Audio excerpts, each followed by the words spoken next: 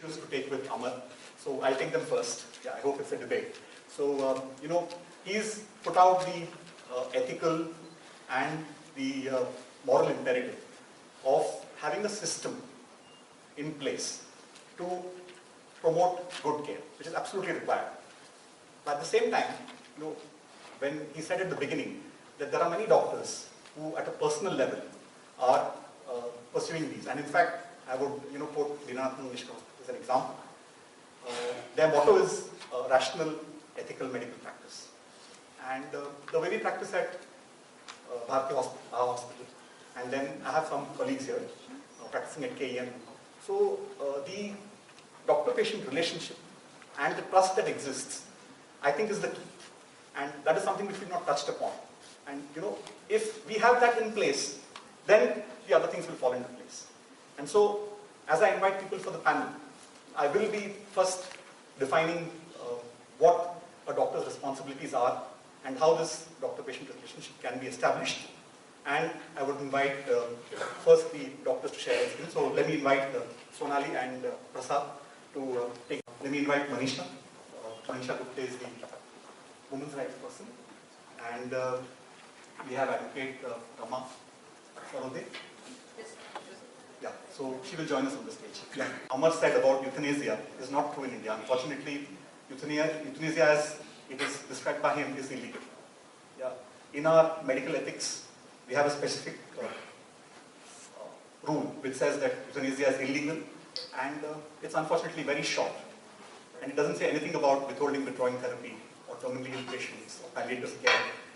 So it's not there in the code of medical ethics, and so by inference it is not there in any of the laws. So whatever care that we have been doing is through what doctors have been taught and through this doctor-patient relationship that I've spoken about. So I'll start with asking Prasad.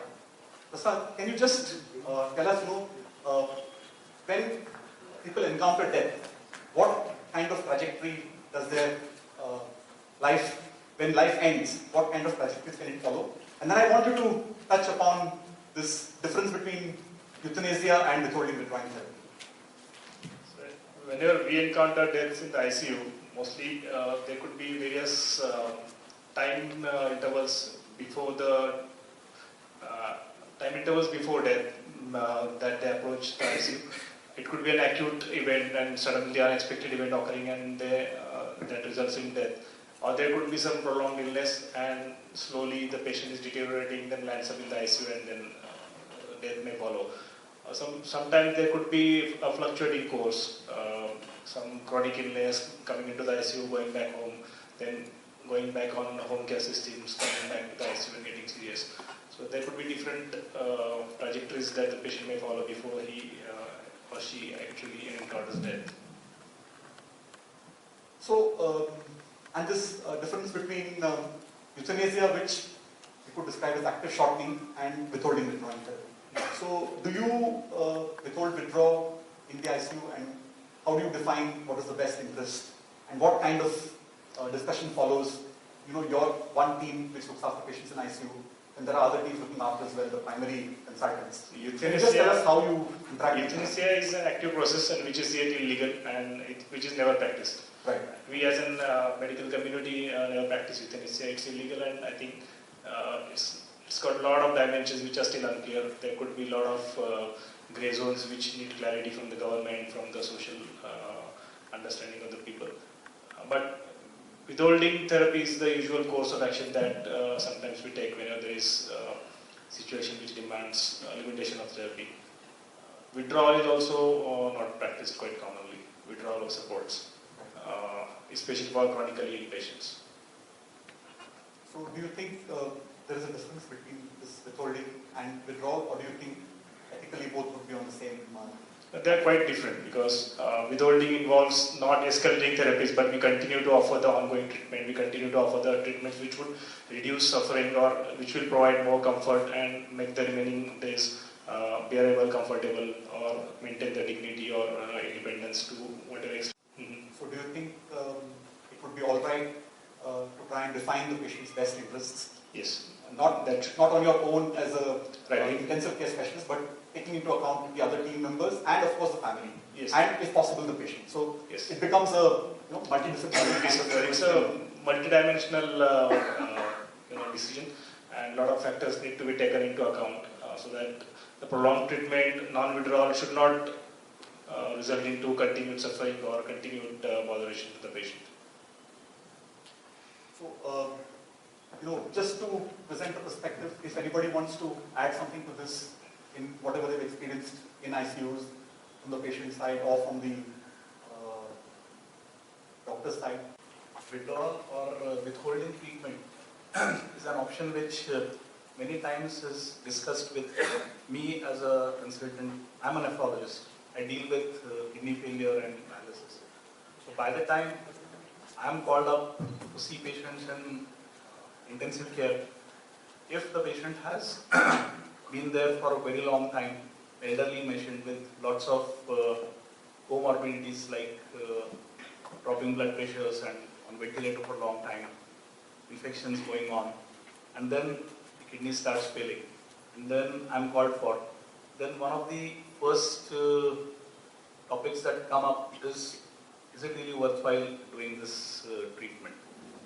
And the decision making most often in the family that I have encountered is, if the patient is conscious, the patient is communicative, the patient is able to express his own feelings and thoughts, then all these treatments are almost always carried out without the hitch.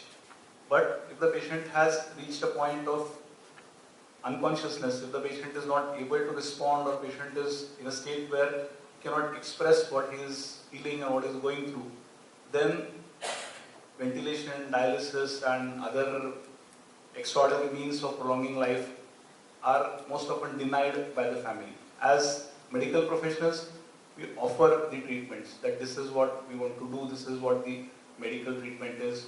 There will be situations where we know that things are going to be futile, and there will be situations where we know that these things are going to be beneficial. When we know that these things are going to be beneficial, 95-100% of the times, we will not have any options discussing with the family. Like for example, a young man with pneumonia and has developed acute respiratory distress and is now requiring dialysis. If we treat him and if the pneumonia improves, the patient is going to be back on his feet. So there is no way that we are going to withdraw or withhold the family treatment, even if there is a lot of pressure from the family. But an 80-year-old man with multiple, with a malignancy with multiple metastasis, and then he's on ventilator and dialysis, Sonali will agree with me here that tender loving care would be the situation that we will be offering to these patients more often, and we will be offering them ventilation, dialysis and other options. But there will be situations where the family will not really take up that as a possible option, and if the patient is awake, we will always take patients thinking what the patient is feeling about and then decide. But if the patient is not awake, then the difficulty in decisions start.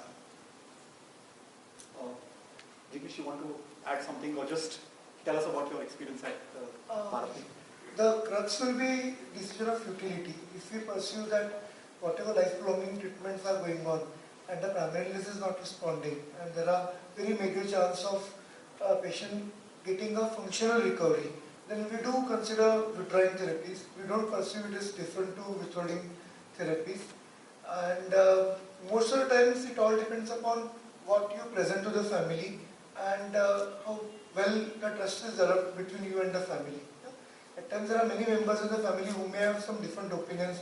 You may have to give some time for them to come to consensus, have a common opinion, understand those issues. As Sir pointed out, there are rare instances where apparently we don't pursue futility, but family, because of other issues, social or financial issues, they do consider not continuing the treatment. Here, it is a difficult scenario because we work in a setup which are not government funded, or here the patient has to pay from his pocket. And at times we have to try to fit the patient into some of the social security schemes, trying to convince them to continue the care, or otherwise then take a second opinion and ask the patient to be referred to government setup. So this is what we usually have to do. But as we have told, we don't pursue withdrawing as something different from withholding if we strongly feel there is a futility. I just want to highlight one thing, is that the concept of futility you can be opposed by optimism. And ability to have this kind of optimism is different at different times in both health persons as well as in family. Especially a family which is under a lot of stress. The most objective thing that I feel is the cost at this moment of time in our country. Because optimism, we know that in very, very difficult situations somebody may survive. And we know that if we give up, even on minor issues also people can die. So I think more objectively it needs to be looked into. So in essence what you're saying is that we should not let cost determine Cost decides. optimism. The fact is the cost decides today. Very true, very true. So as doctors, when we can see that cost is what is deciding, we should try and mitigate that in our situation, whatever KM or... So there are ways in which we do this. But before that, Jyoti and then Dr. Manjrekar. Yeah. Yeah. Actually, this is just from my experiences with friends and all. When we talk about informed consent, there is a group of people within the family, the friends, or slightly distant relatives, who some of them will be actually very well educated, and they would probably make a decision. But the thing is that opinion may be coerced on the immediate family members, and one way or the other, it could be that whether it is withholding treatment or escalating treatment, could be something that is almost vicariously done. It could be because of their cross-talk or whatever. So what happens is, I think this point that he brought up about regulation, I think what happens is the primary treating physician then probably takes a decision, maybe of escalating, which even otherwise intellectually or even otherwise academically may not be advised, because there's not enough of regulation protecting doctors. And that is something that again becomes a big conundrum, because I know from my experience, I think there has been one case that Shiva was aware of, where certain things then get prolonged, where probably a decision which we know should be taken maybe 2 weeks in advance is delayed unnecessarily, adding to the cost even if they can afford it. That is one thing. And then second is, what has happened in another case is that where the immediate family members, I think to some extent, not being as well informed or educated, takes a decision of wanting to escalate the treatment. And this was about CA, and then doing something, but the patient died on the table. And the ones who are really informed about the risks, who were probably attending also, but who would not have had a say, had this strong sense of, I'm a psychiatrist, so then I deal with the, the reactions and emotions of all the relatives around. So then, they had a lot of guilt that they couldn't do anything to stop it, just to allow the patient to just go away. So these are issues that keep coming up, and I don't know who actually makes the defining decision. Yes. So I think diffusion of responsibility in medicine, where you cannot identify who's the captain of the ship and who's going to take the decisions, and having multiple teams contributes to this confusion. And many times also the underlying illness and its fluctuating nature, like Prasad told us, that sometimes makes it difficult, to decide. So in the case that you pointed out, I had a detailed discussion with the family, and after talking to them, I realized that the issue is much more complex than the treatment that just continued for 2 weeks. So Dr. Manjrekar and then Dr. Gadre. I'm a physician. I want to share 2 cases I've seen here.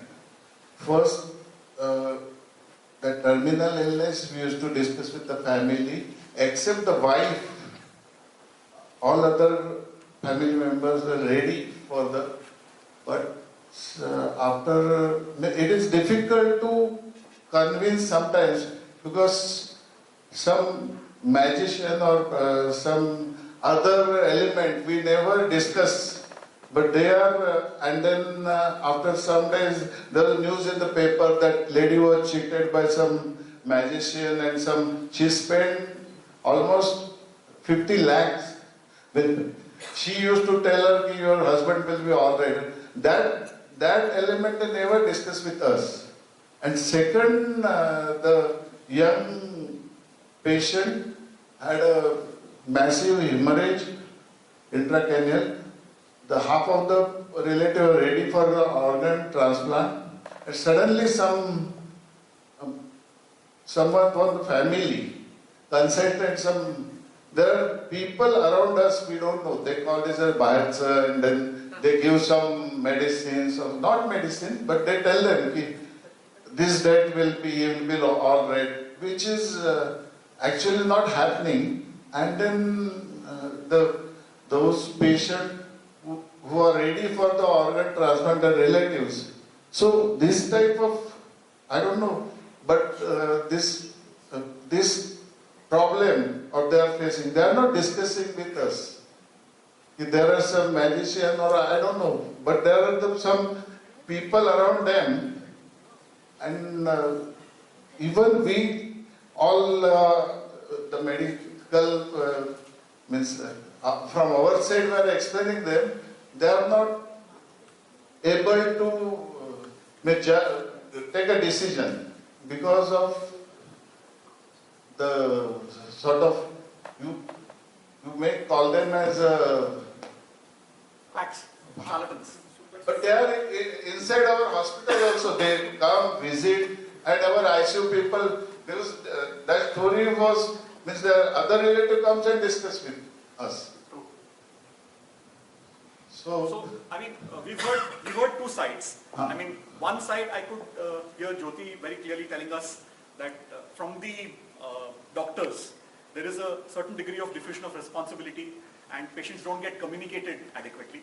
And you're telling us that when we discuss with the family, it is difficult to identify who the... What are the factors? They are influenced by some other people. Right.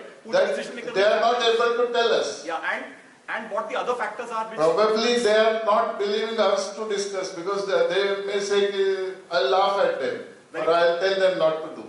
Very true. But they are under the strong impression that that lady has told me do this and my husband will be alright. Which is very difficult to, at that moment. And then after some time some people, or you read in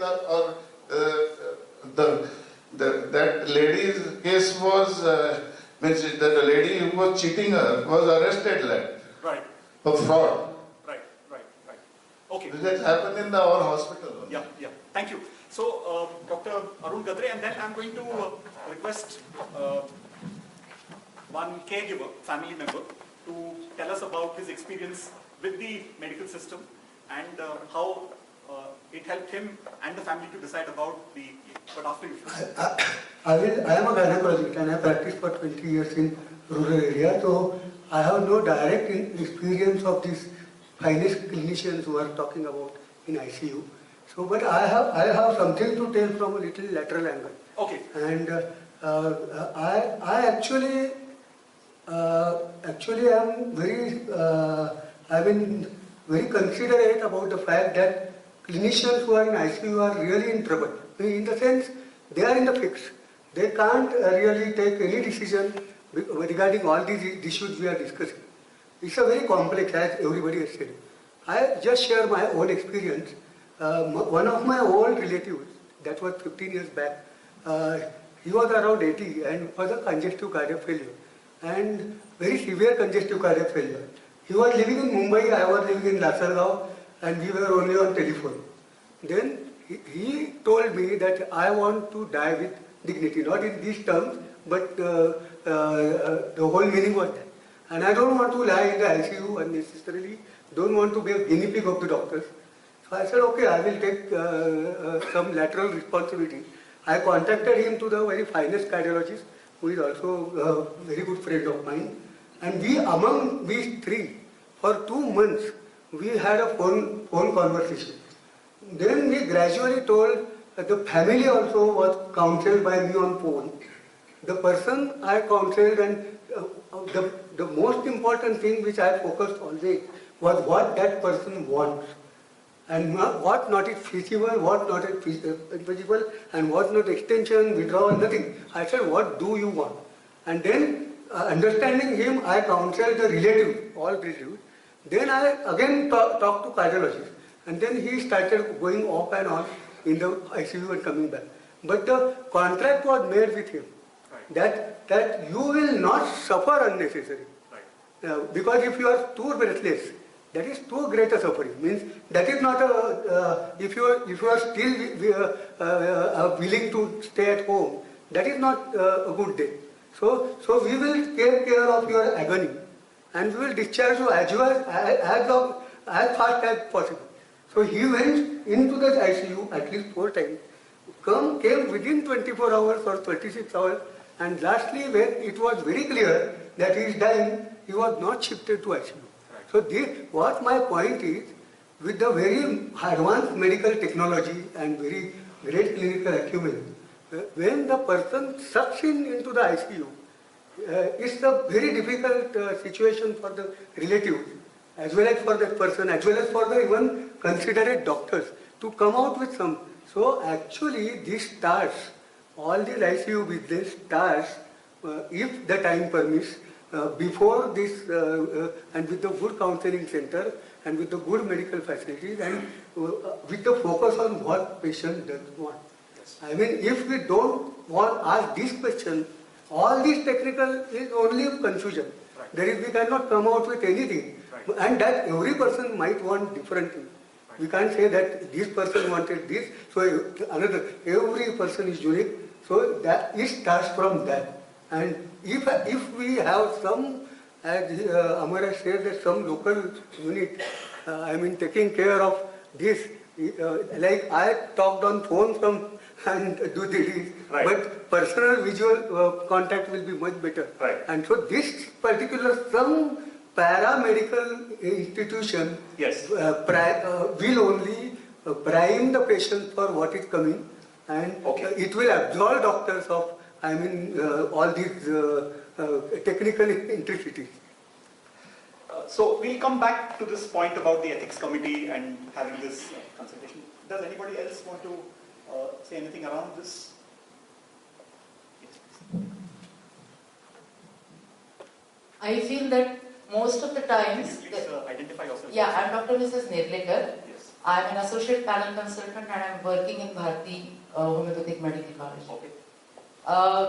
When I was very young, I had worked with Kedkar sir and his team in Sanjeevan Hospital in the ICU at a very young age of 22, 23, and has seen very bad deaths at that time.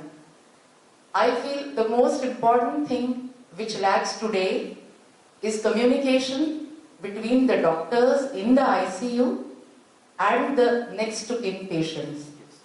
And if we categorize the patients into two, one are young patients dying in ICU and another are old people dying in ICU. And I think the whole issue comes up when a young person is on the deathbed in the last stages, he's the bread earner and the whole family is dependent, and then probably person is trying to do everything to an extent that they say ke American doctor bolwaisa asel to sanga we will call him. And there is another group of people wherein an old man is 83 years old, and then we have to take a decision.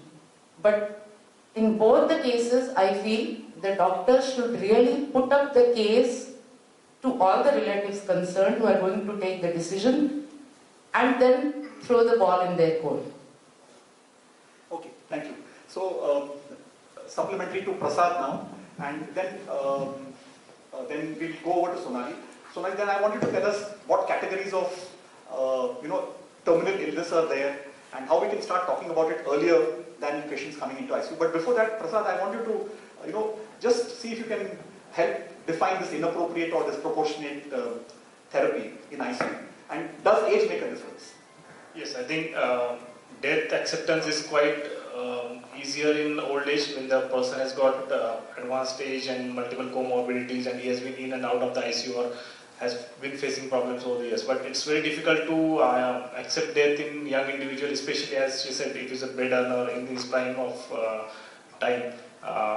Then it's very difficult. I think what best doctors can do in the ICU is to talk multiple times with the key persons in the family and be honest with them, establish some faith. The family should develop faith in you and you should present the facts. You should not hide anything from the families. and present the facts, tell them all the possibilities, what are the course of events that may occur, what is the quality of life that he may have with treatment, with best possible care that can be provided, any alternatives, any second opinions, any advanced therapies that they can get. And they should be given a chance to express their aims, express the points of the goals of therapy that they wish. And if the patient is unconscious, it's all the more difficult because the family may not anticipate or understand what the patient would have liked. If the patient is conscious, sometimes they discuss with the patient, but otherwise it's very difficult for the family. So you should make them aware of all the facts and not put your opinion onto them. You could open up the But options. at the same time, because they are not experts, Yeah.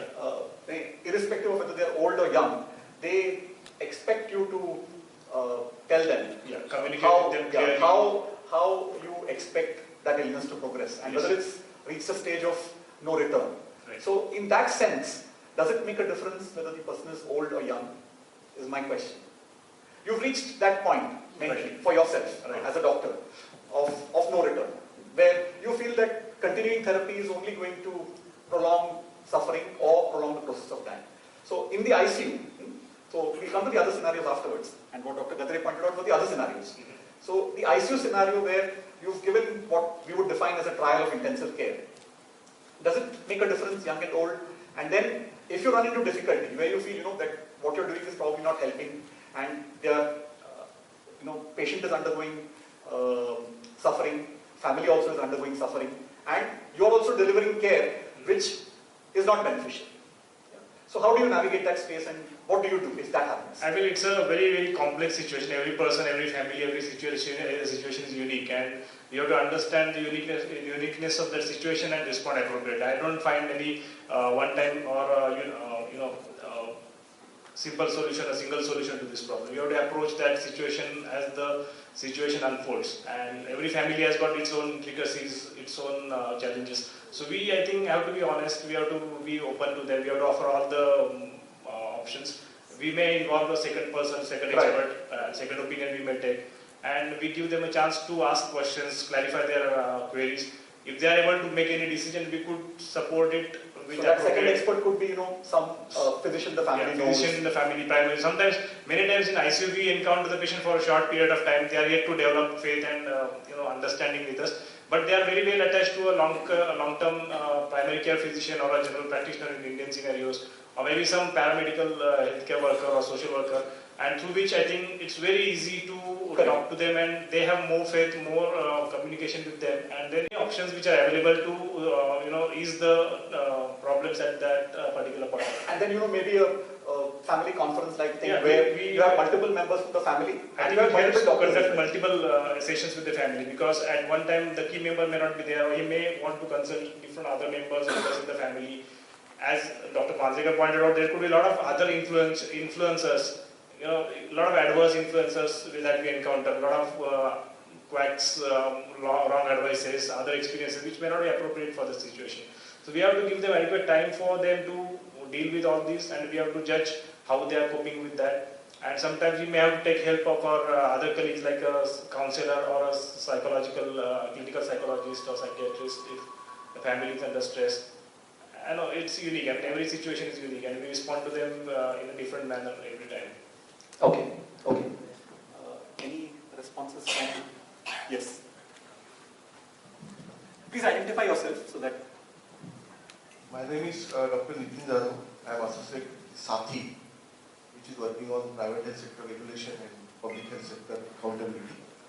Actually, we should understood first the issue we are discussing is too far from community and people.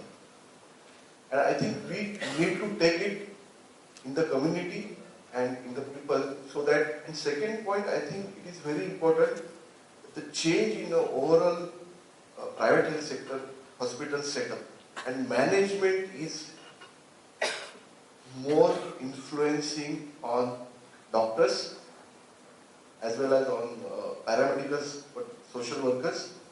I think that need to be considered while thinking on this issue. And the cost is a very much important issue.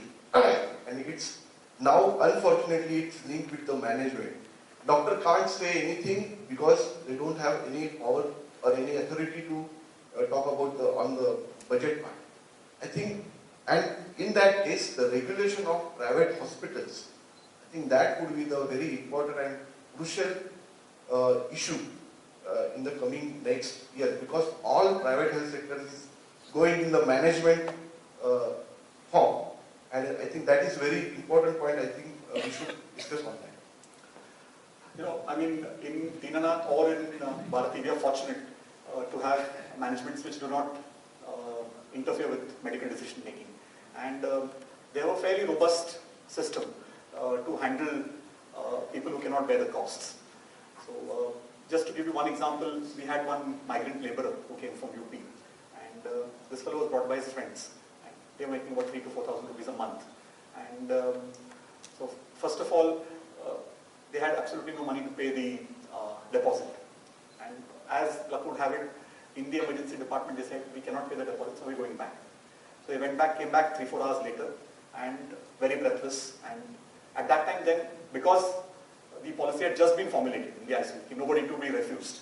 So he was taken in the ICU, put on the ventilator, and as it turned out, these people have reversible illnesses. But, you know, the way then we negotiate the costs is to see if they've got a ration card, whether they've got some proof of identity. So this person did not have anything, no Aadhaar card, no nothing. So there was no way that space could be negotiated. And then of course finally appealed to the hospital authorities and then saying that this needs to be made free. And at that time, the thing that we used was he happened to have some rare finding in his smear. So we said, please make it academic free. And that's how we negotiated the space at Bharati. At Dinanath also, I think they have a similar system which is fairly robust. But I agree with you that, you know, it's not uniform across all hospitals. And unfortunately, the hospitals that are represented here, KEM or Bharati or Dinanath, all have a fairly robust system of offering help. Tushar, you want to say something? Yeah, I just want to say something.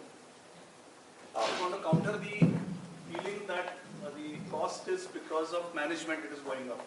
The cost is not going up because of management. ICU treatment is extremely costly. A 10-bedded ICU which needs to be managed by one nurse taking care of 2 patients and 1 doctor requires at least 100 people to be on the payroll. Each person today needs to be paid at least about 20,000-25,000 per month, which the wage bill itself is pretty high. Then the space, then the equipment, everything is extremely costly. The cost is not going up because of the management. Management is trying to take care of the cost coming down rather than increasing the cost. As per the hospital that I am working in, I am very proud to say that we are trying to bring down the cost by working with the management. But the cost is not going up because of the management practices, the cost is going up because the complexity of the medical treatment that is going up. Every equipment that we use keeps on increasing its price. Every 4 or 5 years we change the ventilators. The ventilators keep on increasing their price. Every 3 or 4 years I need to change my dialysis machines, and the dialysis machines keeps on increasing their prices. Every equipment, every piece of intravenous line that I put is extremely costly. Everything that we use has to be good in their practical ways, and we are using even the generic materials and everything, but still the cost is very high. So I want to say that the cost is not going up because of the management, cost is going up because of the complexity of the medical treatment, and that is what the cost is going up. At the same time, Tushar, I would like to say that you know, ICUs are viewed as profit centers and not cost centers. In places where the healthcare is funded by the state, yeah, ICUs, and they are thought of as places where you expend a lot of money and costs. Whereas in India, yeah, in the private health sector especially, you will see that ICUs are looked on as profit centers. That's what it is unfortunate, but you know, and the related issues are how medicines are priced, how disposables are priced. This is apart. Yeah, this is apart. Just a minute. So this is apart from what happens with regard to, you know, the space that you invested in, the human resources cost, the equipment cost. So all these things are fine. But there are certain areas, like you said, you know, you must be working with Dinanath, where you make sure that you give the appropriate kind of disposables, equipment, medicines, which is appropriately priced. So this is something which we need to work on, and it is not, we are not talking only of our hospitals and the places where we work, but what he makes as an observation now, if you look at overall, then it may be said that there is a case to be made for greater regulation in this area. Yeah. I'm speaking from the other side at the moment. But I get your point that it is very expensive. ICU care is extremely expensive. Extremely expensive, and there is nothing that we can do about it. I agree. Unless most of the expenses, as you said, are because of the equipment, because of the pharmaceutical cost, because of disposables. H1N1, before H1N1 epidemic, high frequency oscillator that we were using, the circuit used to cost somewhere around 15,000. Immediately after H1N1 epidemic, high frequency oscillator circuit cost went above 45,000. Right. So, immediately the affordability is not because of the company increased the cost twice. Even the ECMO circuit costs are going high. So pharmaceuticals, disposables, other. So I think I'm going to getting benefit out of. Yeah, I'm going to cut this discussion on cost because I feel that both sides are equally important. Nandini, you're from UFDA. So short comment because I have to get the others. Yeah. Good evening. My name is Nandini, and I'm basically a clinical psychologist. Most of the points I wanted to raise have already been covered by all the senior doctors here. And what I could think of was maybe, may it be about being pressed for time, may it be about pressure from management, if not just the financial part, but do the doctors as a community, and this is more of a question to everybody, do you really find the time to sit down and talk to your patients and their relatives about these intricacies? As many of you already pointed out that you know they don't communicate with us. So, but communicating or establishing that relationship takes a little more time and energy from you. So, and you're already hard pressed for time. And secondly, personal beliefs. You know, when issues like this come up, whether it's a young person or an old person on the bed, whether this is going to really help or not help, how economical is it? How does, as the optimism interferes, do your personal beliefs, somewhere subconsciously take over your decision making, or maybe the underlying message you pass on while you're communicating with your clients?